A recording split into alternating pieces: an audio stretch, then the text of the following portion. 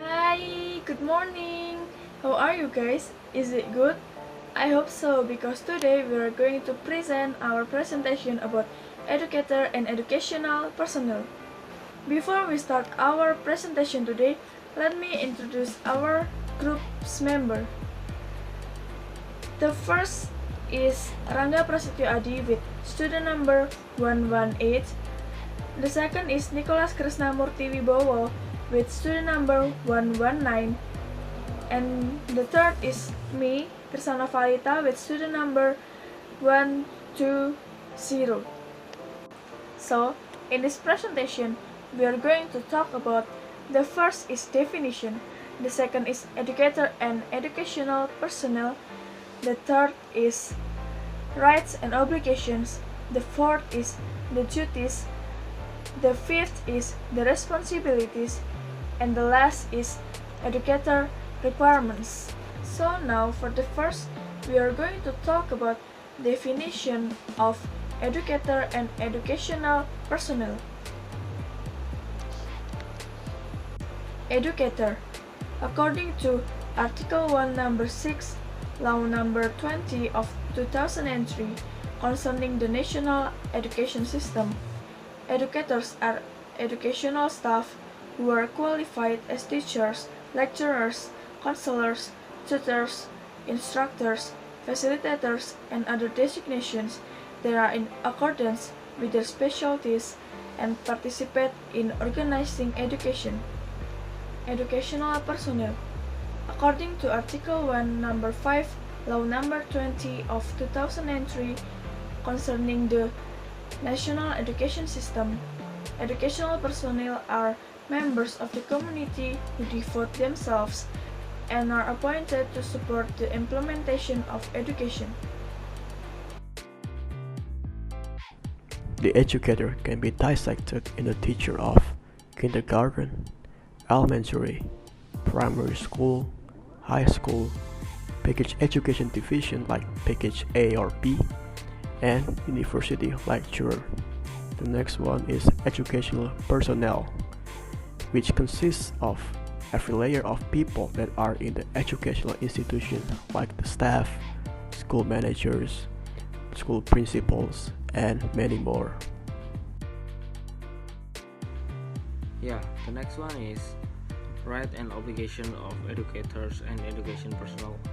The right of educators and education personnel is stated in Article 40, Paragraph 1 of Law Number 20 of 2003 concerning the national education system are as follows. Number 1 is adequate income and social welfare securities. Then number 2 is award according to duties and work performance. Then number 3 is career development in accordance with the demands of quality development. And number 4 is legal protection in carrying out duties and right over intellectual property results.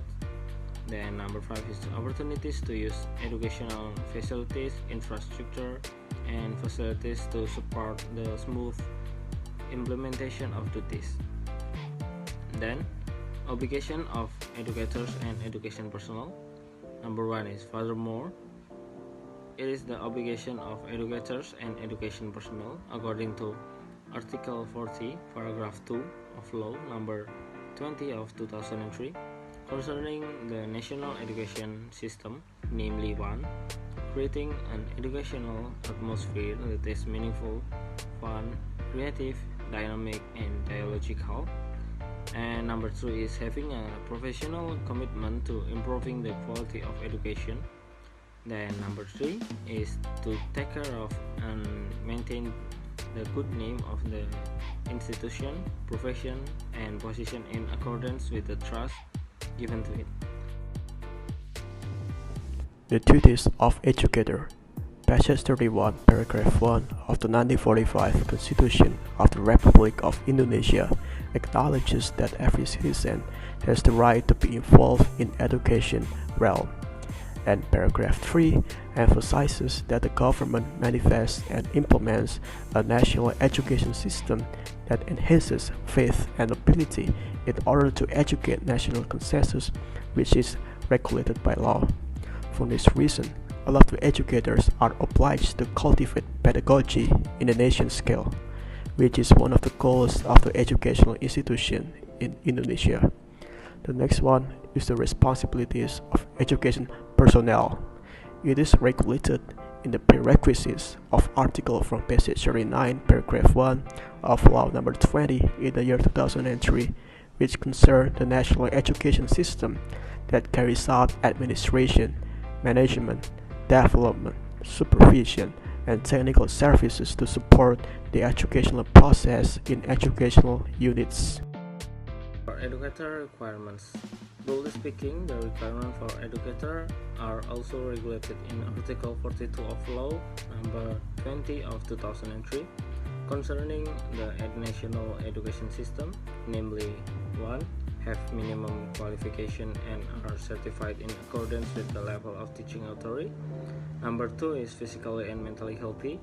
Then number 3 is having the ability to realize the goals of national education. And education providers, including the government and local governments, are obligated to foster and develop the education personnel they manage, which apply in the provisions of Article 44 of Law Number 20 of 2003 concerning the national education system. So, that's all the presentation from our group. Do you have any question? So, I think that's all for our group. I hope you understand about educators and education personnel. Thank you all and have a nice day.